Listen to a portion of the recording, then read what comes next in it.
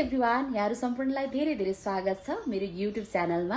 So मैले चाहिँ यो YouTube च्यानलमा चाहिँ यहाँहरुलाई चाहिँ मेकअप आर्टिस्टको रूपमा यहाँहरु जर्नी चाहिँ स्टार्ट गर्दै हुनुहुन्छ भने एकदमै महत्त्वपूर्ण भिडियो लिएर आएको छु। हामीले एकदमै अब नेपालको कन्टेक्स्टमा चाहिँ एकदमै राम्रो मेकअप आर्टिस्टहरुलाई फलो गरिरहेको हुन्छौं। नेपालको कन्टेक्स्टमा मात्रै हैन के विदेशी आर्टिस्टहरु पनि एकदमै राम्रो आर्टिस्टहरुलाई चाहिँ हामीले फलो गरिरहेको हुन्छौं। तर उहाँहरुको जर्नी चाहिँ कसरी स्टार्ट भइरहेको हुन्छ, कसरी र्यान्डमली चाहिँ कस्तो तरिकाले अगाडि बढिरहेको हुन्छ भन्ने कुरा चाहिँ थाहा हुँदैन। र हामीले यदि मेकअप फिल्डमा मेकअप आर्टिस्टको रूपमा आफ्नो जर्नी स्टार्ट गरिरहेको छौं भनेदेखि अभियसली केही चीजहरुको बारेमा चाहिँ हामीलाई अलरेडी ज्ञान हुन चाहिँ जरुरी छ। सो यस्ता ज्ञानहरु भएर मात्रै तपाईहरु अगाडि बढ्नु भयो भनेदेखि एकदमै सक्सेस बन्न सक्नुहुन्छ। अदरवाइज चाहिँ तपाईहरुले चाहिँ आफ्नो जर्नीलाई चाहिँ बिचमा नै नसक्ने रहेछु भनेर एकदमै हरेस खानुपर्ने स्थिति हुन सक्छ। त्यसैले गर्दाखेरि एकदमै आफूले के गर्दैछु त्यसको चाहिँ प्री प्लानिङ गर्न चाहिँ एकदमै जरुरी छ। सो मेकअप स्टुडियो छान्दाखेरि सबैभन्दा फर्स्टमा चाहिँ हामी के गरिरहेको हुन्छौं भने एउटा हामीसँग लिमिटेड बजेट हुन्छ, अर्थात हाम्रो आमा बुवाहरुले चाहिँ हामीलाई एउटा लिमिटेड बजेट दिनुभएको हुन्छ अनि त्यसमा रहेर चाहिँ हामीले चाहिँ मेकअप आर्टिस्टको जर्नी स्टार्ट गर्न लागिरहेको हुन्छौं। र हामीले मेकअप स्टुडियो जहाँ चाहिँ हामी सिक्न गइरहेको हुन्छौं त्यहाँ जाँदाखेरि चाहिँ हामीले कस्तो खालको चाहिँ चुज गरिरहेको हुन्छौं भनेदेखि जुन चाहिँ हाम्रो बजेट छ त्यो भित्रमा पर्ने मेकअप स्टुडियो हामीले चुज गरिरहेको हुन्छौं सिक्नको लागि। र हामीलाई सर्टिफिकेट भयो भने त भइहाल्छ नि भनेर सोचिरहेको हुन्छौं। तर मेकअप सिक्दै गर्दाखेरि सही तरिकाले मेकअप सिकाउने मेकअप आर्टिस्टको जरुरत पर्छ हामीलाई, जुन कुरा चाहिँ हामीले बिर्सिरहेको हुन्छौं। कि त हामी बेस्ट मेकअप स्टुडियोमा जान्छौं, एकदमै बेस्ट मेकअप स्टुडियोमा जान्छौं भने एकदमै महँगो रेटमा चाहिँ क्लासेसहरु स्टार्ट भएको हुन्छ, जुन चाहिँ हामी चाहिँ कहाँ जाने, कोसँग जाने र कसले चाहिँ हामीलाई सही इन्फर्मेसन दिनु सक्नुहुन्छ त भनेर चाहिँ हामी चाहिँ एकदमै कन्फ्युज भइरहेको हुन्छौं नि त। त्यसैले गर्दाखेरि मैले चाहिँ यो भिडियो चाहिँ तपाईहरु कन्फ्युज हुने सबैजना मेकअप जर्नी स्टार्ट गर्नुहुने स्टुडेन्टहरुको लागि चाहिँ एकदमै महत्त्वपूर्ण हुन सक्छ है त। सो कुरा चाहिँ के हो भनेदेखि एकदमै तपाई महँगो खालको मेकअप स्टुडियोमा जानुभयो भने एकदमै हाई रेन्जमा तपाईले चाहिँ तिर्नुपर्ने हुन्छ, पे गर्नुपर्ने हुन्छ क्लासेसको। र नर्मल स्टुडियोहरुमा जानुभयो भनेदेखि त्यहाँ चाहिँ सही टेक्निक पाउनुहुन्न, तपाईले सही खालको प्रोडक्टहरुको बारेमा नलेज पाउनुहुन्न, किनभने उहाँहरूले जे युज गरिराख्नु भएको हुन्छ एकदमै नर्मल खालको लो ब्रान्ड अर्थात नन ब्रान्ड भएको मेकअप चाहिँ सामान प्रोडक्टहरुको बारेमा चाहिँ तपाईहरुले जानकारी पाउनुहुन्छ, जसले गर्दाखेरि तपाईको मेकअप चाहिँ लङ लास्टिङ हुँदैन। तपाईले जहाँ आफ्नो करियर डेभलप गर्न खोजिराख्नु भएको हुन्छ त्यहाँनेरि चाहिँ करियर डेभलप हुँदैन। त्यसैले तपाईले चुज गर्नु पर्यो एकदमै महँगै मेकअप स्टुडियो।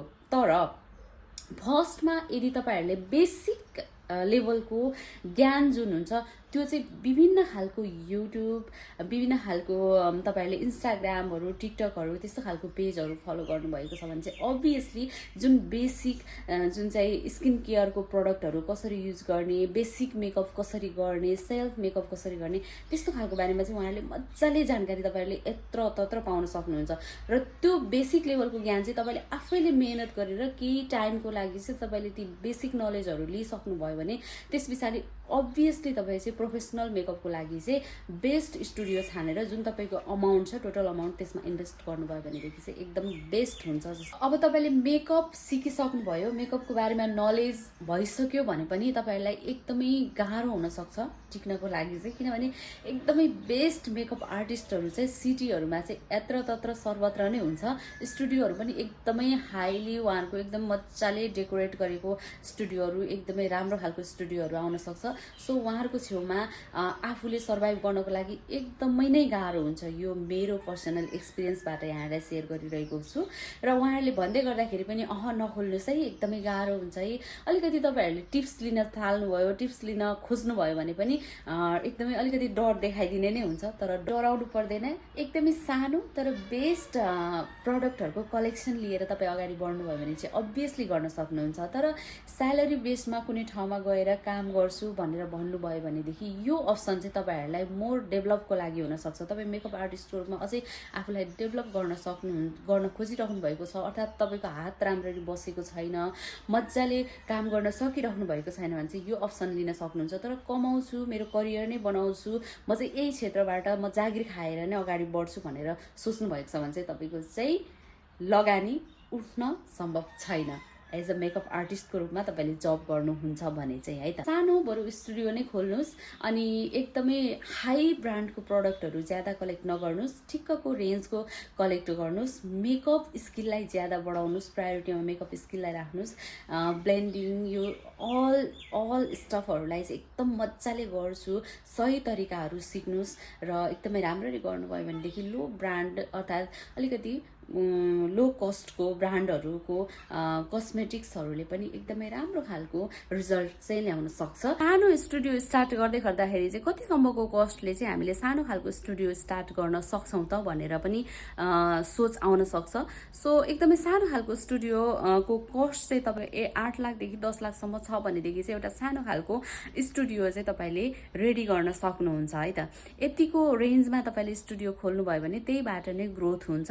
त्यसमा चाहिने सामान मात्रै इन्क्लुड गर्नुपर्ने हुन्छ र नचाहिने एक्स्ट्रा लाग्छ भने ती चिजहरूलाई स्किप गर्नुपर्ने हुन्छ। ज्यादा महँगो चिजहरू राख्नुभन्दा पनि ज्यादा प्रायोरिटी चाहिँ तपाईँको कामलाई नै लिनुपर्ने हुन्छ, किनभने अरूले तपाईँको कामलाई जज गरिरहेको छ। जस्तो बाहिरी पर्सनहरूले, अरू मेकअप आर्टिस्टहरूले तपाईँको चाहिँ यो पुगेको छैन, त्यो पुगेको छैन भनेर भनिराख्नुभन्दा पनि क्लाइन्टले तपाईँलाई बार बार डिमान्ड गरिराख्नु भएको छ भने चाहिँ तपाईँमा यो आत्मविश्वास चाहिँ बढेर आउँछ कि मलाई एउटै क्लाइन्टले बार बार बोलाउनु भएको छ भनेपछि अभियसली उहाँहरूले राम्रो कम्प्लिमेन्ट चाहिँ पाउनु भएको छ बाहिरबाट भन्ने कुरालाई चाहिँ ग्यारेन्टी गर्न सकिन्छ र उहाँहरूले तपाईँको कस्ट, तपाईँले गर्नुभएको आर्ट होइन, तपाईँले गर्नुभएको चाहिँ मेहनत सबै कुराहरूलाई कम्प्लिमेन्ट गरिराख्नु भएको हुन्छ। हाई एन्ड ब्रान्डको प्रडक्टहरू कस्तो कस्तो राख्ने, के गर्ने, कसरी गर्ने भन्ने कुरा चाहिँ म नेक्स्ट भिडियोमा यहाँहरूलाई लिएर आउने नै वाला छु। मेरो फर्स्ट भिडियो यहाँहरूलाई कस्तो लाग्यो सो जानकारी पनि पाउन पाए एकदमै खुसी हुने थिएँ भन्दै फर्दर फेरि अरू भिडियोहरूको लागि यहाँले इन्करेज गर्नुहुन्छ भन्ने आशाको साथ बिदा हुन्छु। By by.